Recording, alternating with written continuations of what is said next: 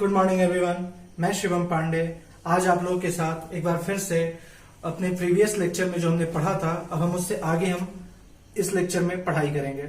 हमने अपने previous lecture में मैटर और पार्टिकल्स की प्रॉपर्टी के बारे में स्टडी किया था।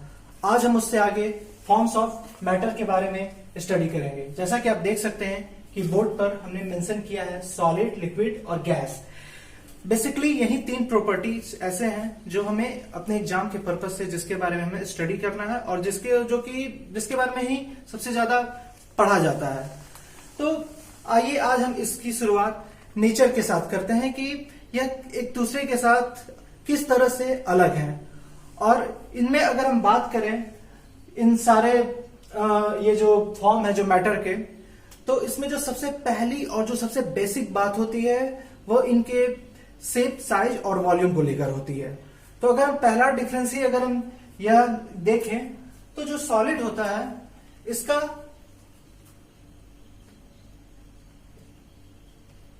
शेप, साइज और वॉल्यूम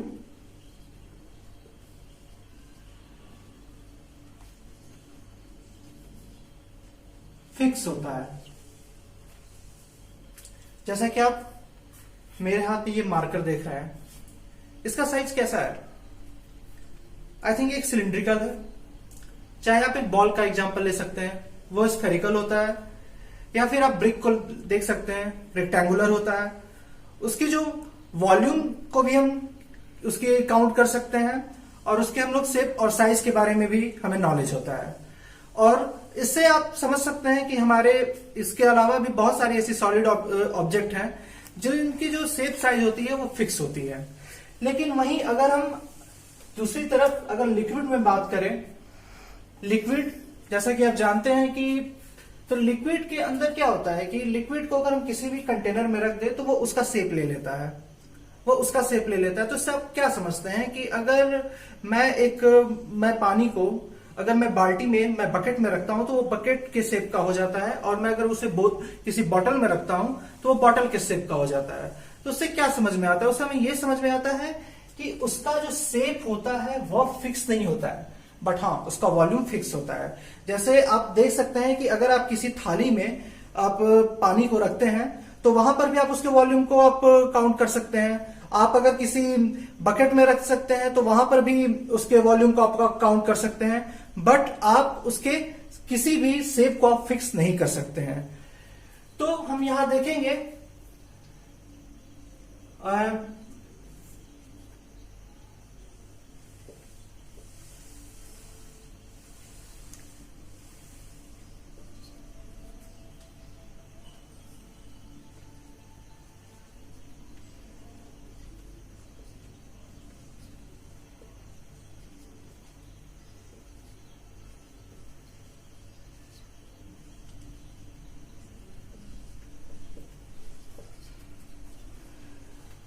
यहां पर जो वॉल्यूम जो होता है वह बिल्कुल भी मतलब फिक्स होता है, बट शेप और साइज वो बिल्कुल भी फिक्स नहीं होती है।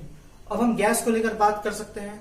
तो गैस में क्या होता है? गैस में आप देख सकते हैं बलून सबसे एक बेसिक सा एग्जांपल है। बलून के में जब हम किसी भी एयर को भरते हैं और क्या है कि उसका जो कोई भी जो साइज होता है और शेप होता है वो कुछ भी फिक्स नहीं होता है। आप देख सकते हैं कि अगर कोई भी आपके इन्वायरमेंट में जितने भी सारे जो भी मैटर्स हैं जो कि गैसियस फॉर्म में है, कि आपको उसका शेप और साइज और उसके वॉल्यूम के बारे में पता है? नहीं, बिल्कुल नहीं पता है। अब आप कहेंगे कि अगर मैं किसी गैस को मैं सपोज कर लिए मैं एक बलून में फील करता हूं तो वो एक स्फेरिकल शेप, चाहे वो जिस दूसरे शेप का हो जाता है, तो वो गैस का शेप नहीं है। वो उस ऑब्जेक्ट का शेप है। बस यही है कि गैस ने उसे क्या किया है, गैस ने उसे डेवलप करने में उसकी हेल्प की है। तो जो ऐसे अगर देखा जाए तो किसी भी गैसियस ऑब्जेक्ट जो जितने भी चीजें हैं जो भी हमारे एनवायरनमेंट में एग्जिस्ट करती है, ना तो उसका कोई फिक्स शेप है, ना कोई साइज है, ना कोई वॉल्यूम है। तो इन सारे प्रॉपर्टीज के से अगर गैस अगर अलग है तो वो बस इस तरह से भी अलग है कि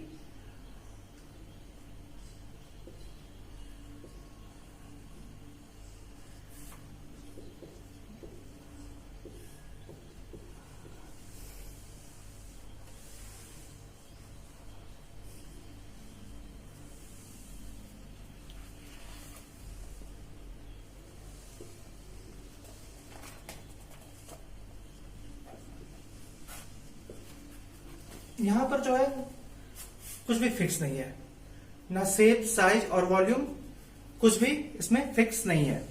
अब हम इसके आगे जाकर देखें तो आप देखेंगे कि सॉलिड जो है उसको कंप्रेस्ड करना मुश्किल है। हम अब कंप्रेसिबल नेचर के बारे में बात करेंगे।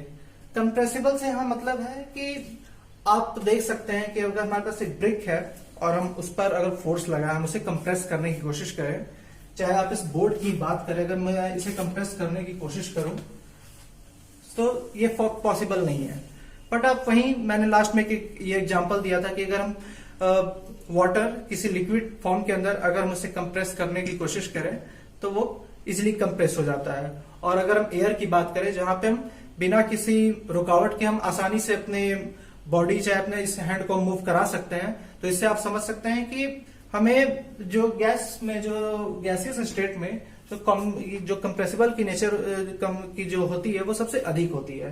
तो आइए हम सबसे पहले सॉलिड के बारे में देखते हैं। तो बस इसमें कोई बहुत बड़ा लॉजिक नहीं है। तो जैसा मैंने पहले ही बता दिया कि इट हार्ड टू कंप्रेस।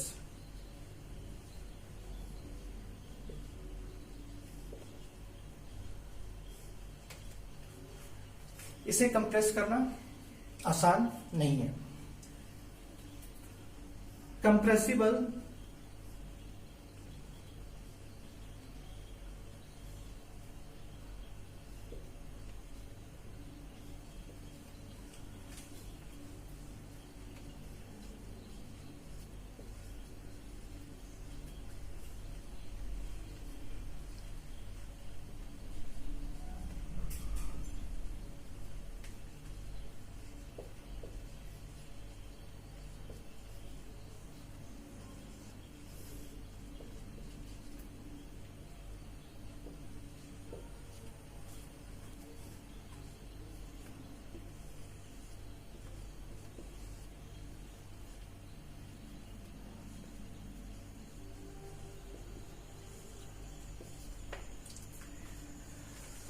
तो आप देख सकते हैं कि जो लिक्विड है वह सॉलिड के अकॉर्डिंग सॉलिड के कंपैरिजन में वह ज्यादा कंप्रेसिबल है, बट गैस के कंपैरिजन में लेस कंप्रेसिबल है। और जो गैस है वो काफी ज्यादा हाईली कंप्रेसिबल होता है। और इसका एक सबसे बड़ा मेन रीजन क्या होता है कि सॉलिड के बीच में जो भी पार्टिकल्स होते हैं उनके बीच का जो फोर्स ऑफ अट्रैक्शन होता है वो काफी ज्यादा स्ट्रांग होता है। वो और जो लिक्विड होते हैं उसके जो पार्टिकल्स होते हैं वो सॉलिड के कंपैरिजन में वो काफी मतलब वीक होते हैं, बट गैस के कंपैरिजन में इनके जो पार्टिकल्स के जो फोर्स ऑफ अट्रैक्शन होते हैं वो सबसे ज्यादा स्ट्रांग होते हैं। और उसके बाद अगर गैस में देखें तो गैस में आप जैसा कि जानते हैं कि इसके जो पार्टिकल्स होते हैं वो एक दूसरे से काफी ज्यादा दूर दूर होते हैं और इनके बीच का जो फोर्स ऑफ अट्रैक्शन होता है वो सबसे ज्यादा वीक होता है।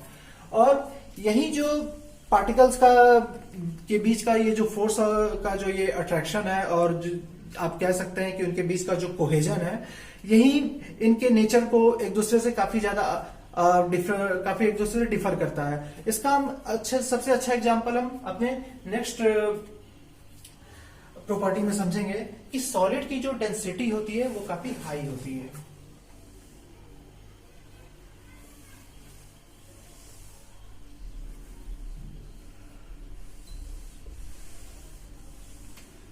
क्योंकि डेंसिटी हाई होती है इसलिए इसकी मेल्टिंग पॉइंट भी हाई होती है।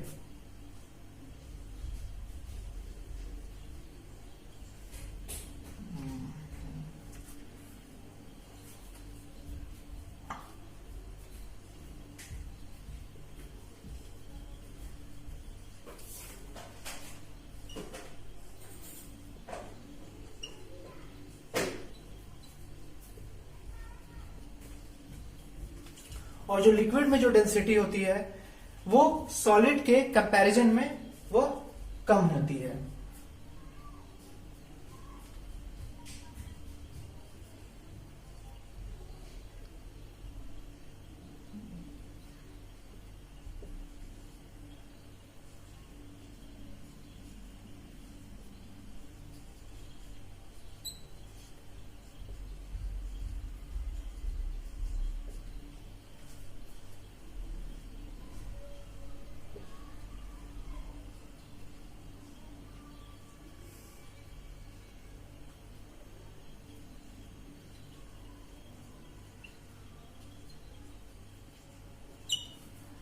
और आप गैस को देख सकते हैं, गैस की जो डेंसिटी होती है वह इन दोनों के कंपैरिजन में सबसे ज्यादा वीक होती है।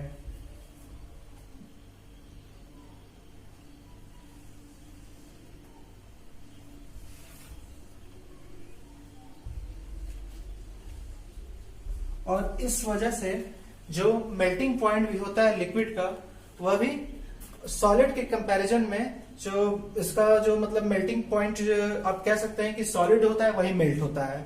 इसमें जो आपको जो टेम्परेचर जो देना होता है वो इसके कंपैरिजन में कम कम देना होता है। अब आप इसको ऐसे भी देख सकते हैं कि ऐसा क्यों होता है, तो वही एक सिंपल सा एक कह सकते हैं कि एक कोहेजन का ही वही जो एक एग्जांपल सा है कि फोर्स ऑफ अट्रैक्शन। अगर आप इतना समझ जाइए कि अगर इन सारे जो प्रॉपर्टीज के बारे में हम जो लिख रहे हैं, इसमें एक बात सबसे जो कॉमन है, ये सारा जो प्रॉपर्टी हम जिसके बारे में हम बात कर रहे हैं, डिस्क्राइब कर रहे हैं, ये सब फोर्स ऑफ अट्रैक्शन के ही ऊपर डिपेंड करता है पूरी तरह से। क्योंकि इसके जो पार्टिकल्स हैं वे एक दूसरे से काफी ज्यादा इंटैक्ट हैं, एक दूसरे से काफी स्ट्रॉन्ग बॉन्ड से जुड़े हुए हैं, और इसलिए उनके बीच का जो फोर्स ऑफ अट्रैक्शन को अगर हमें एक दूसरे को काफी अलग करना है, एक दूसरे से अगर उसको हम सॉलिड से अगर दूसरे स्टेट में चेंज करना है, तो उसके लिए क्या है, उसके लिए हमें सबसे ज्यादा हीट की जरूरत पड़ेगी। क्यों? क्योंकि उसके बीच के जो पार्टिकल्स होते हैं वो ज्यादा स्ट्रांग होते हैं। ऐसा आप देख भी सकते हैं कि सॉलिड के जो पार्टिकल्स होते हैं वो कुछ इस तरह से होते हैं।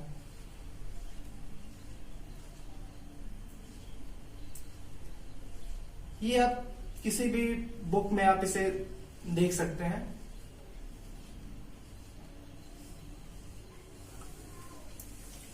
इसे देखकर आपको क्या समझ में आ रहा है कि इसके बीच का जो एक स्पेस है वो बिल्कुल कम है, वो स्पेस जो है वो ना के बराबर है। वहीं अगर हम लिक्विड में ही अगर इसकी बात करें तो आप देखेंगे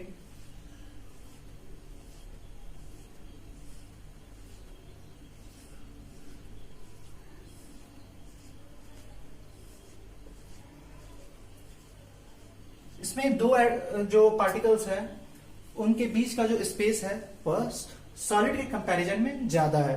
लेकिन वहीं अगर हम गैस की बात कर लें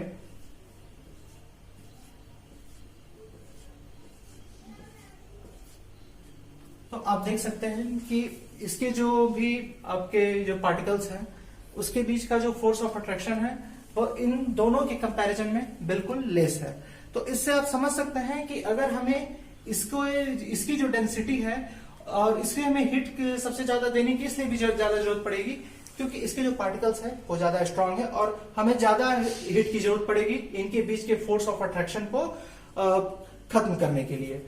वहीं लिक्विड में थोड़ा सा कम हीट की जरूरत पड़ेगी और गैस में है आप समझ सकते हैं कि गैस में हमें ना के बराबर किसी हीट की जरूरत पड़ेगी।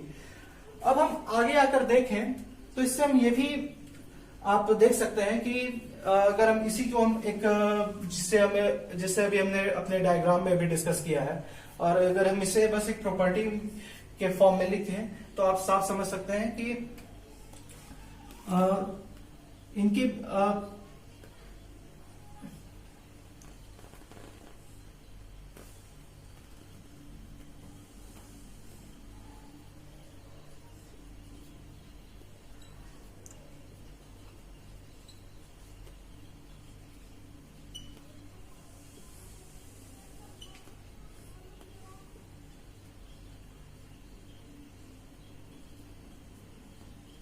interforce between particle is much strong. And next one, interforce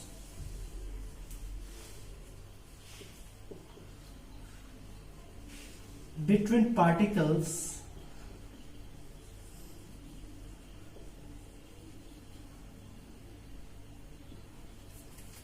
less than solid but larger than gas। आप देख सकते हैं कि इसके जो पार्टिकल्स हैं उनके बीच का जो स्पेस है वह सॉलिड के अकॉर्डिंग तो वो सबसे मतलब कि ज्यादा है बट गैस के अकॉर्डिंग कम है। तो इसी बात को मैंने लैंग्वेज में इस प्रॉपर्टी में मेंशन किया है। और वही हम गैस की तरफ देखें तो गैस की तरफ हम देखेंगे तो यहां पर जो इंटर फोर्स होता है between gaseous particles is weaker, is weakest आप कह सकते हैं। सबसे ज्यादा जो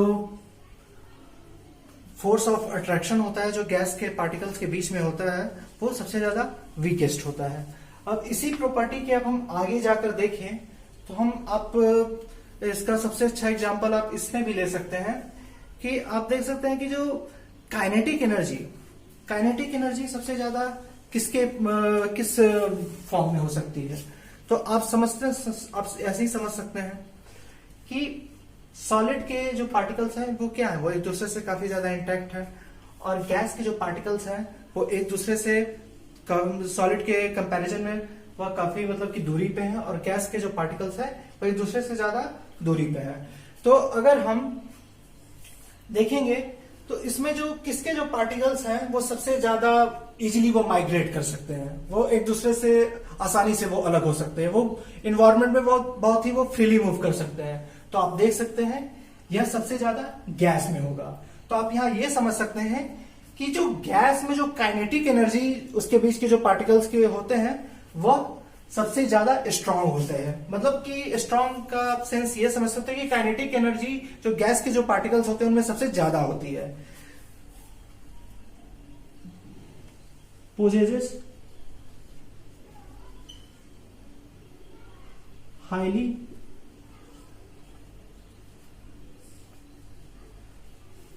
kinetic energy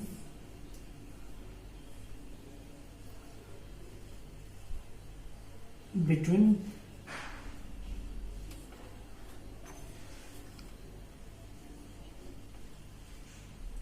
gaseous particles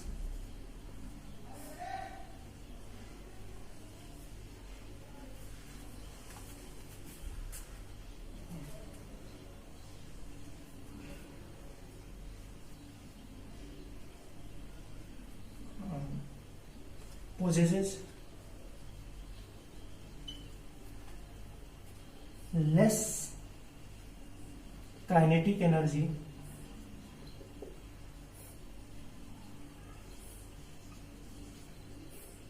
than gas but higher than solid.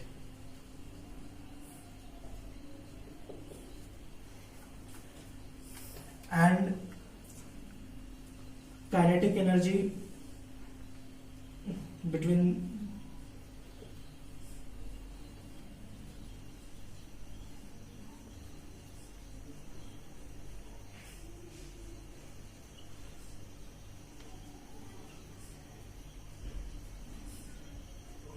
weakest।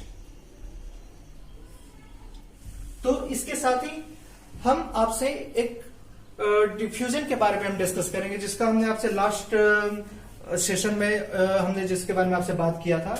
और वो जो डिफ्यूजन की जो प्रॉपर्टी है वो मान के चलिए कि कंप्लीटली आपके इसी प्रॉपर्टी के ऊपर वो आपके वो डिपेंड करती है।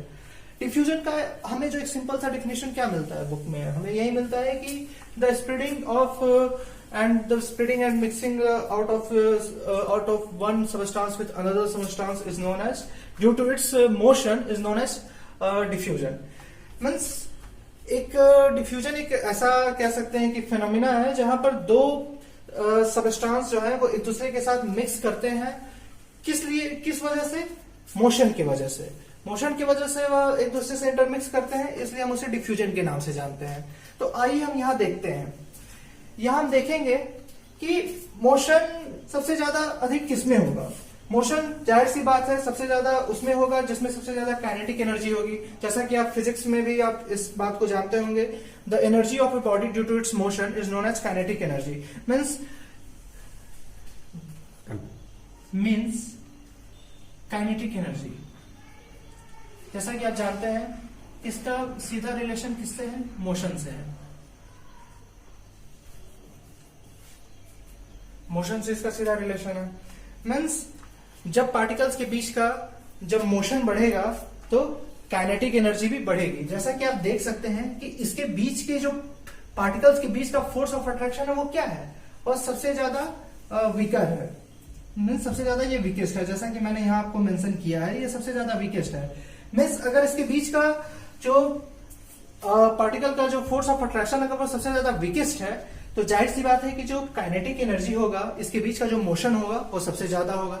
इस वजह से आप देख सकते हैं कि जब भी हमारे डेली लाइफ में जहां पर कभी कोई रेसिपी बन रही होती है, चाहे कोई भी आपको जो किसी भी चीज की जो रेसिपी बन रही होती है, खासकर जो गैसेस फॉर्म में होती है, उसकी महक हमें बहुत जल्दी आती है, क्योंकि उसका जो मोशन होता है, उसके बीच का जो पार्टिकल्स होता है के बीच का जो मोशन होता है वो एयर के पार्टिकल के साथ वो बहुत आसानी से और वो बहुत तेजी के साथ मिक्स कर जाते हैं। लेकिन वही अगर हम लिक्विड में हम आकर देखें तो लिक्विड में आप आकर आप देख सकते हैं कि इसके बीच के जो पार्टिकल्स के बीच का जो आप देख सकते हैं कि डिस्टेंस वो सॉलिड के अकॉर्डिंग तो वह कह सकते हैं कि ज्यादा है, बट गैसियस पार्टिकल्स के कंपैरिजन में कम है। तो आप यहाँ ये देख सकते हैं कि इसके बीच के पार्टिकल्स के बीच का जो मूवमेंट होगा वह इस गैस के कंपैरिजन में कम होगा। आप देख सकते हैं कि हम अगर वाटर को ले लें और चाहे मिल्क को ले लें, अगर चाहे ऑयल को ले लें, अगर हम इस फ्लोर पर अगर हम उसे गिराएं तो वो देखेंगे कि वो एक समय तक चाहे वो क्या होगा कि वह फैल जाएगा। मीन्स उसकी नेचर जो होती है वो फ्लूडिटी की जो लिक्विड की होती है वह आपको देखने के लिए मिलेगी। आप इसका एग्जांपल इस तरह से भी ले सकते हैं कि अगर हमारे पास एक बकेट में एक वाटर है और अगर हमारे पास दूसरे बकेट में कह सकते हैं कि एक कलर है, अगर हम उस कलर को अगर हम उसके साथ मिक्स करें तो वो क्या होगा कि जो पानी वाला जो बकेट है उसका भी वो कलर है वो कंप्लीटली चेंज हो जाएगा। तो ऐसा क्यों होता है? ऐसा इसलिए भी होता है क्योंकि इसके जो भी पार्टिकल्स हैं, जो लिक्विड के जिसके कलर के जो पार्टिकल्स हैं वो वाटर के पार्टिकल के साथ क्या होंगे? वो इंटरमिक्स हो जाएंगे। वो इंटरमिक्स क्यों हो जाएंगे? क्योंकि उसके पार्टिकल्स के बीच में मोशन हो रहा है और गैस के कंपैरिजन में कम हो रहा है, बट फिर भी उसमें मोशन हो रहा है, इसलिए उसके जो कलर होंगे वो चेंज हो जाएंगे। लेकिन आप वही समझिए कि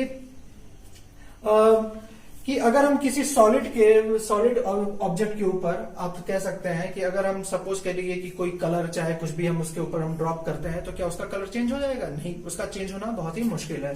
इसलिए चेंज होना मुश्किल है क्योंकि इसके जो पार्टिकल्स होते हैं एक दूसरे से काफी ज्यादा स्ट्रांग होते हैं, वो मोशन नहीं कर पाते हैं। वो इनके बीच के फोर्स ऑफ पार्टिकल्स के स्ट्रांग होने के ही वजह से जो एक मोशन जो होता है वो पार्टिकल का वो काफी ज्यादा वीक होता है। तो आप इससे यह समझ सकते हैं कि इसमें जो होता है वो काइनेटिक एनर्जी की जो होता है वो सबसे ज्यादा लेस होता है, लिक्विड में इसके अकॉर्डिंग अधिक होता है और गैस में वो सबसे ज्यादा होती है। और हम जो डिफ्यूजन है वह आप समझ सकते हैं इस तरह से कि डिफ्यूजन की जो प्रॉपर्टी है वह गैस में सबसे ज्यादा होगी।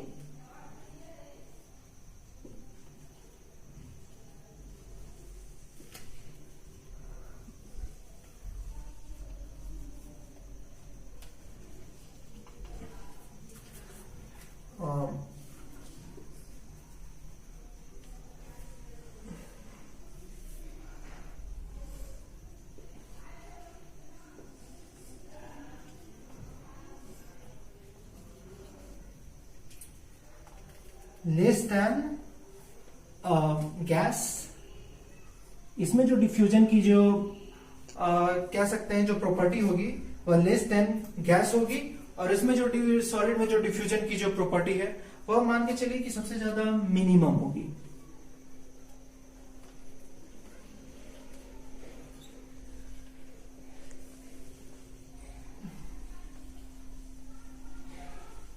तो इस प्रॉपर्टी से आप यह भी समझ सकते हैं कि डिफ्यूजन जो होता है वह कंप्लीटली किस चीज पे वो डिपेंड करता है? वह डिपेंड करता है मोशन ऑफ पार्टिकल्स के लिए। और अगर मोशन ऑफ पार्टिकल्स का अगर आप चाहते हैं कि अगर आप जानना चाहते हैं, चाहे ये समझते हैं कि मोशन ऑफ पार्टिकल्स किस तरह से सबसे ज्यादा बेहतर तरीके से होगा, तो उसके लिए आप समझिए कि कि दो पार्टिकल्स के बीच का जो फोर्स ऑफ अट्रैक्शन होता है उससे सबसे ज्यादा कमजोर होना चाहिए, तब उसमें मोशन बहुत तेजी से होगा।